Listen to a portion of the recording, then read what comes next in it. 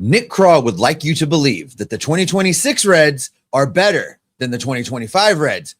But is that really the case?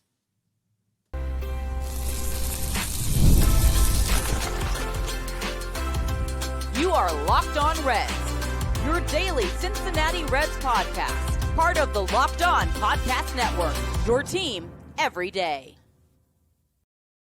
Welcome into the Locked On Reds podcast. Locked On Reds is part of the Locked On Podcast Network. We are now the number one sports podcast network in the country.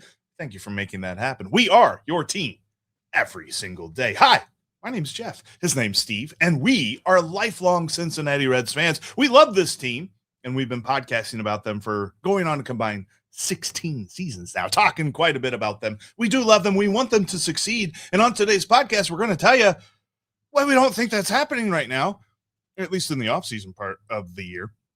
We're going to look at exactly how the Reds have moved this offseason, what they can do to right the ship, because maybe there's some trades that they could go through, at least if they get imaginative with it. And later on, we'll talk about the future of the catching position. As we talked about last week, it kind of feels like this is the last year of Tyler Stephenson. So what's that look like moving forward? That's all on today's episode that is brought to you by FanDuel. Go over to FanDuel right now and open your Profit Boost pack on NFL playoff game days. Make sure you check out FanDuel every playoff game day. All right, Steve, when it comes to the Cincinnati Reds offseason going into 2026, after a playoff appearance, wild card round, they got on in, they snuck on in.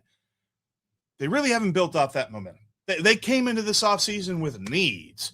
And it feels like they've addressed the bullpen, and they haven't addressed anything else. And so the question is, are they better or are they worse?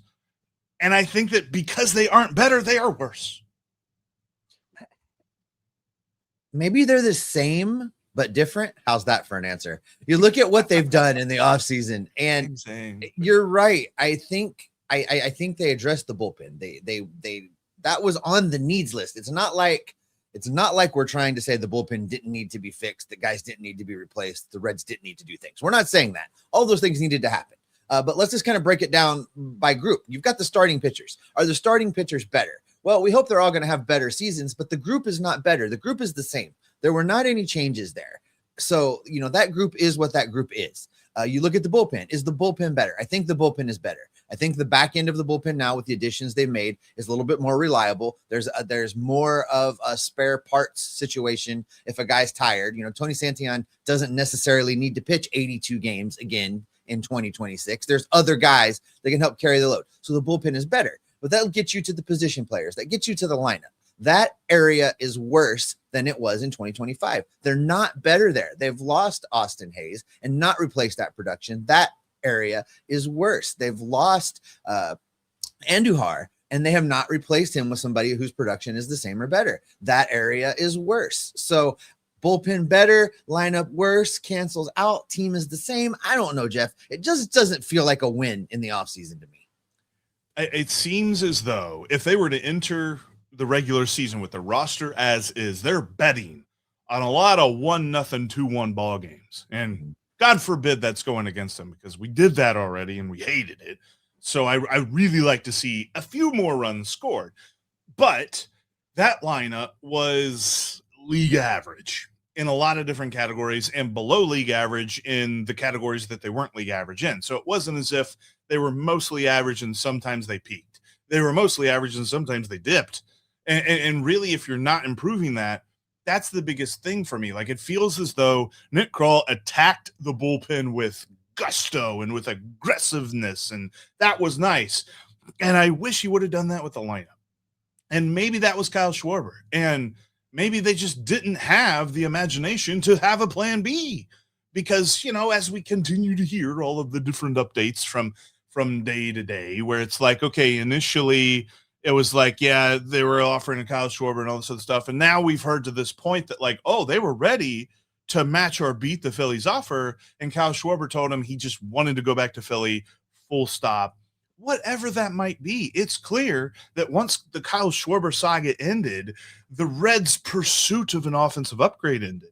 And that is just so short-sighted to me. And that's the biggest problem that I have with this offseason. I think it's the biggest problem that most Reds fans, we're not saying anything that's like, oh my gosh, revolutionary. Like every Reds fan is sitting around just like, we're really going to run this back with insert name here, literally right in the name of who's going to be the cleanup hitter. And you're probably right.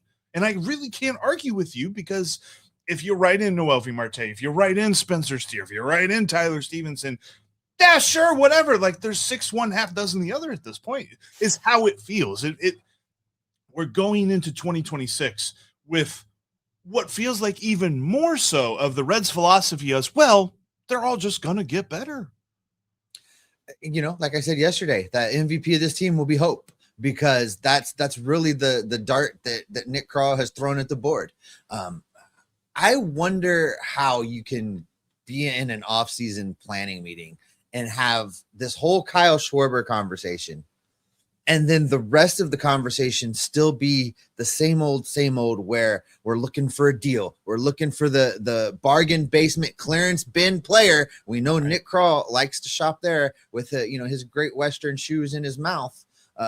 It just boggles my mind that there was no in between.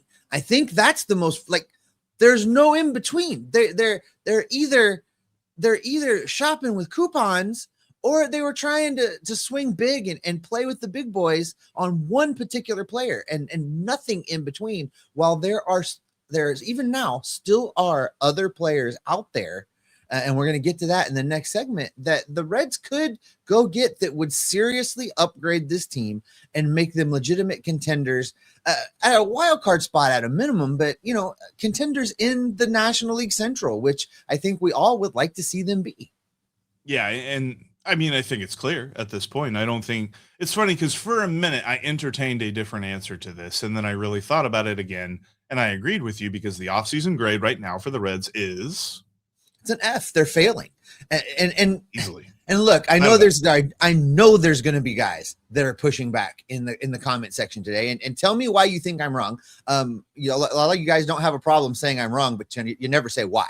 So tell me why I'm wrong, that this is not an F of an offseason, because they went into this offseason with a clear need, and the biggest of those clear needs was an upgraded power production situation. And it's an outfielder that's a bona fide power production situation.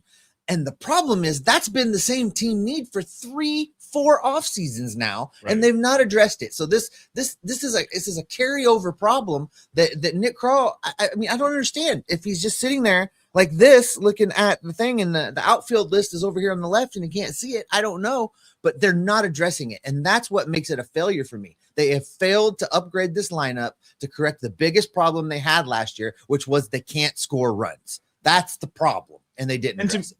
And to me, the counterpoint is, well, it's a D. So, like, okay, congrats. Like, you get a D. Like, are we really that much more excited about that? Are we really going to argue about that? Because I don't think you can say that they got a C. Like, you got to be the most, like, the top 0.1% of a fan of JJ Bleday, or the top 0.1% of a fan of Dane Myers, or both, to really think that they are doing better than a D right now. I think D is the top, and I still think it's an F, because you're right. Like, without that lineup upgrade, the rest of this kind of feels like window dressing. Like, it feels like they're putting the paint on a broken down car, and they're just like, well, the wheel's still off. Like, you got to get the wheel on. Well, yeah, but look, it's blue now. Like, look at that. It's really nice blue. And that's where I feel like this offseason has gone. I want to believe that things are going to work out, but knowing what I know about this team and how they have approached this offseason and building into the season that they're getting ready to do, I have a hard time going in with blind optimism, because we've seen this narrative before. However, I believe they can still fix this. And maybe that is the biggest argument right now, that people are like, well, there's still time. It's January. It's not February, and it's definitely not March. It's January, and they've got time to do this. The problem is all they have left is time, because they're going to have to get real creative if they want to fix this. We'll tell you how next. The NFL playoffs are raging on, and FanDuel is officially in playoff mode every single day. In fact, every game day during the NFL playoffs, FanDuel is giving customers even more ways to get in on the action. Because right now, every NFL playoff game day, FanDuel users get a profit boost pack waiting for them inside the app. Each game day, you'll see a pack loaded with multiple profit boosts that you can apply to bets that you like the most. The boost lets you lean into your game day instincts, whether you're backing momentum shifts, looking at defensive play, quarterback play, or coaching, all of it. The profit boosts really help you out with that. And so you can get in on the action for every NFL playoff game. Plus, you can check out some futures. There's MLB bets for like division odds and things like that. Reds still in third. Cubs moved ahead of the Brewers after the Alex Bregman signing. Got to check all of that out over on FanDuel. Visit FanDuel each and every NFL playoff game day and get yourself a profit boost pack. FanDuel is an official sportsbook partner of the NFL. Thanks for making Locked On Reds your first listen each and every day. And thank you for making Locked On the #1 sports podcast network in all the land. We really do appreciate you. Look, we know you live your team every day already. Now take it up a level and go ad free. Join the Everydayer Club today and get Locked On Reds with no interruptions over on the audio side. That's right. If you want to listen to us on the audio side ad free, check out the Everydayer Club. You're going to get access to that. You're going to get access to a members only Discord server and so much more, all for just $5 a month or $50 a year. If that sounds exciting to you, go check us out at lockedonreds.supercast.com or check the link down in the show notes to get started and learn more. All right, Jeff, it's mid-January. Spring training is about 4 weeks away. That's a month. 1 month left before pitchers and catchers report. There is still time for this team to do something. There is still time for this team to make some moves. And there are some bona fide guys still out there, still available, still looking for their deal that could tremendously help the Cincinnati Reds and could tremendously help this lineup go. They'll put the tire back on the car, to play on what you said there in the last segment. So the question is, can the Reds go get those guys? Should the Reds go get one of those guys? And how creatively can they pull off bringing in one of those guys? I think the creativity is going to have to involve both trade and signing, because I don't think that one trade, get the guy, your lineup's fixed move exists. The two biggest names on the trade market this offseason, at least from a hitter's standpoint, were Ketel Marte and Jarren Duran, or at least at the beginning of the offseason, those were names that were involved in rumors. The Diamondbacks shut down Ketel Marte trade offers at the beginning of January, basically said New Year's was the deadline and they hated all of the offers that they had gotten. That's me paraphrasing, but basically that's what the guy in charge of the D-backs over there said. But so they shut that market down. Marte's not available. And some say, oh, maybe it's a ploy. It's been 2 weeks and there's literally been no movement or rumors or anything like that. I think that market is done. So you also look at Jarren Duran from the Red Sox. The Red Sox just lost out on Alex Bregman. The Red Sox have also lost out on a couple of guys this offseason because they were rumored to be in on Kyle Schwarber. They were rumored to be in on Alex Bregman. In fact, there were like detailed contract negotiations that I've seen reported between the Red Sox and Alex Bregman. And so now they are licking their wounds at Fenway. I think they've shut down Jarren Duran trade talks like at all. I think they're like, no, this is not happening. We cannot lose Bregman and then trade Duran and still sell this to our fans. So I think those guys are off the table. So you're looking at a situation where the Reds are going to need to open up payroll to go get the upgrade that they need. And I think that starts with Brady Singer. Because I love Brady Singer, but I think that Brady Singer in his role is a luxury for the Cincinnati Reds because of the pitching depth that they have. He provides more of it. He is a very, very good, stable starting pitcher to have in your rotation. He is durable. He's going to be pitching every fifth day. And for that reason, there's probably a lot of folks, including Nick Krall, that are very reticent to even think about trading him. But he's the highest paid player on the team. His role is not ace. His role is not team MVP, but he's being paid like one. I think they've got to find a deal to ship him off, maybe get some prospects back, open up that payroll, and then go upgrade the lineup with it. Yeah, Brady Singer is definitely the catalyst for something that you could do to free up the payroll, because I think you're right. That's how it will have to go. Looking at what the Reds can spare, looking at the luxuries. Where did we end up in a place where Brady Singer became the luxury? But it's true. I mean, but you look at his numbers over the last 3 years. Last 3 years, games started 29, 32, 32. He is Mr. Reliable. He is Mr. I'm just going to be there when it's my turn.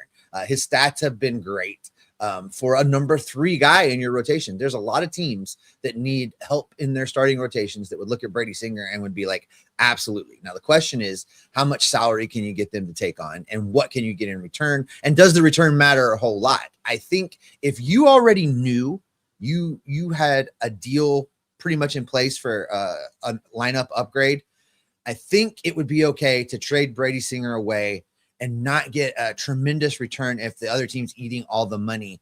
And I don't think it needs to just be Brady Singer's money. I think you got to package him with Gavin Lux in a deal that takes all of that money that some other team would assume.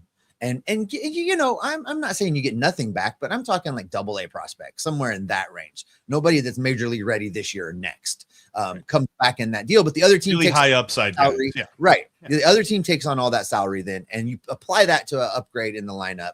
You create a spot where Rhett Lauder doesn't now start the season in Louisville, or Brandon Williamson doesn't start the season in Louisville. Whoever wins that job in spring training, and the and I don't think that makes the rotation worse.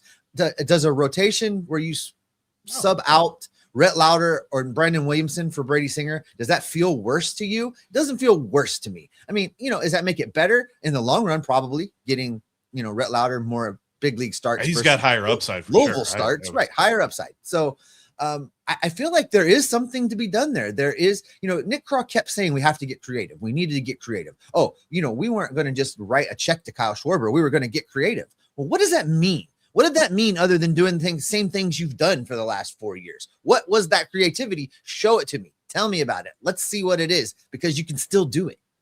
Yeah, these minor league invites with spring training, or minor league deals with spring training invites, are not creative. Yeah, listen, they've been doing that for years. Garrett Hampson is not creativity realized. I don't know if he thinks that's creativity realized, but that is not creativity realized. And for the couple of folks in the back that are just like, why haven't you guys mentioned Michael Toglia? Oh boy, is that what we're doing? No, that's not what we're doing. He's not an upgrade. He's a speculative. Like, put him in a group of guys where it's like, you know, Mike Ford. You know, maybe they got a couple of good games in him. I'm not going to expect him to do much. So that's the guy that we're looking at, where it's just like, if that's what we're rolling into opening day with, this is a failure of the offseason. So they've got to be better than that. And I think that trade opens you up the almost $18 million. You're close to 20. I don't think you've got 20, but you're close to 20. And maybe you work something out with Gino at that. There's some market values that have him around $24-25 million a year. I think this late into the offseason, you can seriously consider if he's going to take less, although there are plenty of reports that he is still waiting on the other big guys to sign, in Kyle Tucker and Cody Bellinger. Like, where do those guys that go? And then once they're off of the board, then people are going to start going to Eugenio Suárez in droves. Is he going to get the offer that he wants? But that at least puts you in the ballpark of adding him. If you don't get him, Steve, you could take the money that you save from Brady Singer and from Gavin Lux and put that toward 2 guys. You could go get Rhys Hoskins and Miguel Andujar, and we feel better about the lineup. I won't say that we feel good about it, but we feel better about it going into opening day. These are the kind of things that the Reds need to do, though, because they can't just sit on their hands. They cannot end this offseason as is and say that the lineup is ready to go and finished. I understand from a player's mentality that is a lot of confidence that gets shown in every single guy on that field. But from the front office standpoint, you're not in the game of egos and you know, feelings and all of that other stuff. You're trying to put the best team that you can on the field. And I feel like they're not doing that on the lineup side of things. The other part about this, Steve, is interesting to me because I saw somebody who was talking about this. I know that Charlie wrote about this on Charlie's chalkboard and stuff like that, talking about Tyler Stephenson in the catcher spot. We talked a little bit about the fact that it feels like this is the last year for Tyler Stephenson. As a Cincinnati Red, there have been some folks that have speculated that maybe not only do you trade Singer and Lux, but you also package Tyler Stephenson in a deal, save buku bucks, and then you go get JT Realmuto, who can at least stabilize your catcher position. He would not be the cleanup hitter, power guy, hits a billion bombs that you're looking for, but he would give you that stability where it's not, hey, we're rolling into 2026 with Jose, or 2027 with Jose Trevino as our starting catcher. There's some thought to that. And you know what I think is a good idea? Let's talk about that right after this.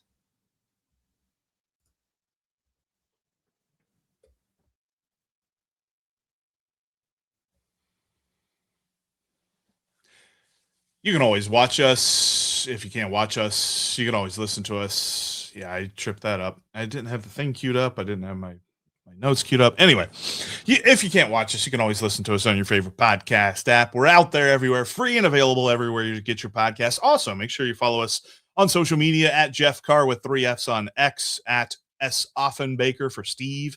On X, it's 2 Fs and at S. Offenbaker. And follow the show at Locked On Reds. Also, hope y'all are coming down to Reds Fest this weekend. Steve's actually going to be in town, and we're going to be down there both days. Just going to be kind of roaming around. There's nothing like real formal plan. We don't have like a booth or nothing. I've had a couple of people ask me about that. Is there going to be a place that we can be? But we're definitely going to be around Reds Fest all weekend long. It's going to be a lot of fun. Really excited about it, and really excited to talk Reds with you in person. When it comes to the future, and this isn't necessarily a need right now, but it's going to be a need 12 months from now. And that is the Reds just don't have, or not 12 months is just, okay, when we're sitting here in 12 months, the Reds are going to need this. This feels like Tyler Stephenson's last season. I just don't know why he would sign with the Reds after this coming season when everything that he has seen from the Reds to this point has been uninteresting to him. And so the future of the catcher position is up in the air for the Reds. Should they look at addressing that now with a proven veteran on the free agent market, albeit you would have to, again, get creative to go get him? So I agree with you that this is really starting to look like Tyler Stephenson's last season. We talked about this when we had the arbitration conversation, that he was going to arbitration. They made one approach to him on an extension that he found pretty laughable. I don't see it. I don't see it happening.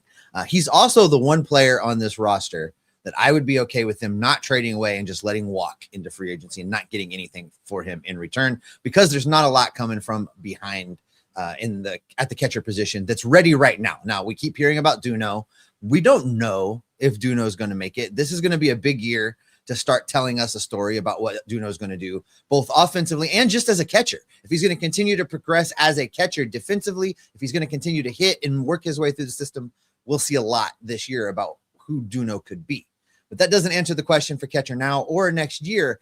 And when you talk about going and getting a JT Realmuto, if you look at Realmuto's numbers over the last 3-4 years, there's definitely a downtrend in his power. There's a downtrend in his production. You kind of can see the way that his arc is going, and it's not the direction you really want it to go. And right now, I think that it's a plug and play. Realmuto had 12 home runs last year. Stephenson had 13. Tyler Stephenson has a lot more upside still remaining yet than JT Realmuto has. I don't know that that's the deal you'd be looking for this year. We want him to get creative. We want him to do things, but I don't think that really helps them. Realmuto's not a bopper that you put in this lineup and it makes the lineup go. It helps them score more runs because it's really just the same as Tyler Stephenson. So whatever you were going to get from Stephenson, you're going to get from Realmuto. So I don't think this is the right move. This is going to be a move that they got to look at. You're right. When we reconvene this conversation in the 2026 offseason, we're going to have to figure that out at catcher. The Reds are going to have to take a hard look at what it is they're going to do. And unfortunately, you might be right. The answer might be Jose Trevino for a season or two, while hopefully Duno is on his way to big leagues. But I don't think this is the move, Jeff. I don't think the problems with the lineup are such that this is not where the area of focus should be. Tyler Stephenson's going to win his arbitration case, and I hope he comes out and just has the best career year MVP for a contract year, MVP contract season. Let's do that, Tyler Stephenson, and then go get paid by whoever it is that wants to pay you the most money. And I wish you all the luck in the world. But let's get that contract year MVP experience from Tyler before he gets out of town. That's, I think, the best outcome for the Cincinnati Reds is that Tyler Stephenson has a huge year. The Reds do big things. Hope actually does become the MVP. Tyler gets paid after all of it, and we're talking about a playoff win or something. So I would love all those things. Yeah, I think that if Tyler Stephenson becomes even more expensive, that's nothing but good news for the 2026 Reds, nothing but bad news for the 2027 Reds. But also, like, thinking about this, because I think there's a lot of folks that when they look at the catcher spot and they think about this and they're just like, boy, are they really going to run out Jose Trevino as their catcher number one after Tyler Stephenson leaves? I think that's at least a good chance of happening because of how they structured his contract. And they haven't really signed Tyler Stephenson or even given him an offer that wants him to sign long-term. And they have to be looking at that as the safety net, right? That has to be Nick Krall's thought process. He has to look at the catcher situation from major league level all the way down to Daytona and say, okay, what's happening right now with this position and this position group? Well, Jose Trevino is our safety net. If Tyler walks and we don't sign anybody, this guy can at least start until we figure it out. And I think that we all know what that's going to look like every single day. Like, obviously he had a nice first month last year, but then he came back down to earth. And I think ultimately he is going to be in the vein. Like, I think we all very fondly remember guys like Ryan Hannigan and Javier Valentin and guys like that. But that's probably the mold that we're talking about with Jose Trevino. And it's not going to be a good hitting catcher. It's going to be a solid defender. And you're just going to be okay with it. And we're probably going to hear a lot about how he calls a game and handles the pitching staff because those are things that you can't disprove.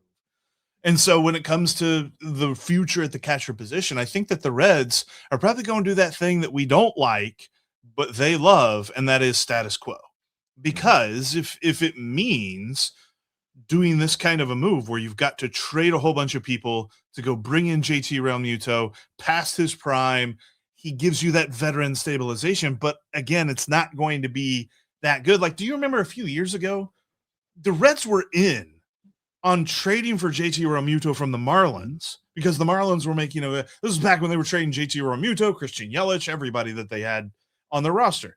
And there were reports after the fact that the Marlins were wanting Nick Senzel.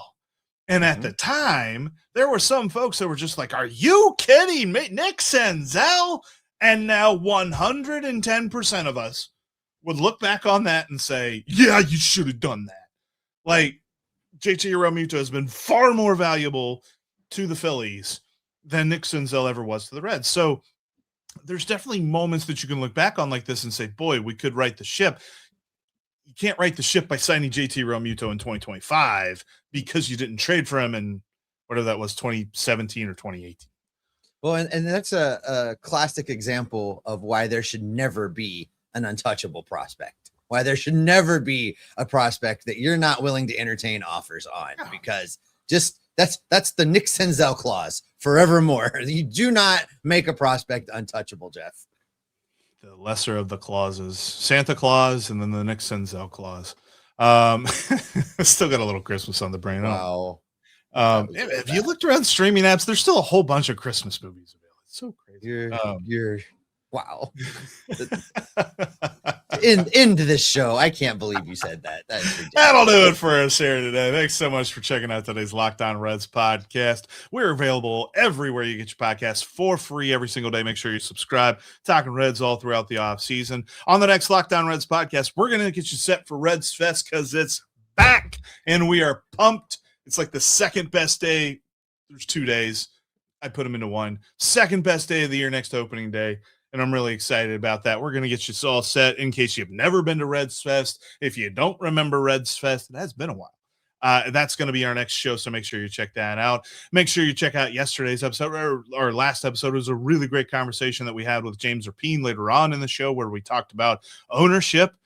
I know a lot of folks really want to talk about ownership and rail on ownership when it comes to both the Reds and the Bengals. Well, we did it for 10 minutes. Look, we could do it every day, and it would drive us nuts. But we did it for 10 minutes, and I really enjoyed the conversation. I think Steve really enjoyed it too. So you're definitely going to want to go check that out. And make sure that you are subscribed, that you don't miss anything we've got coming for you the rest of this offseason. Now, for those of you watching on YouTube, make sure you hang around for the first ever 24/7 Locked On channel. We're going to just send you right on over there. And if you're listening, make sure you go check out Locked On MLB, as Sully's got you covered with news around the league. I'm sure he is absolutely laying into the Boston Red Sox for how they handled the whole Alex Bregman situation, because they bungled it horribly. And I'm sure Sully agrees. And that's just like Locked On Reds, free and available everywhere you get your podcast. But as for Steve and myself, we will be Locked On Reds every single day.